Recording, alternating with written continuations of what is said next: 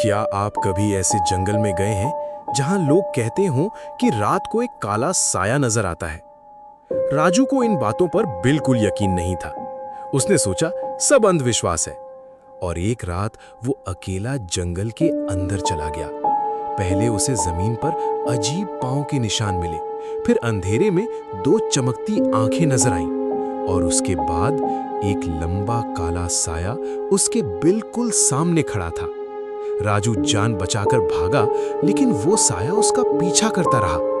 जंगल के बीच एक पुराने फकीर ने उसे पनाह दी और कहा, तुमने उसे चैलेंज किया है। पूरी रात मौत उसके दरवाजे पर खड़ी रही, लेकिन सुबह होने तक राजू की जिंदगी बल बल बच गई।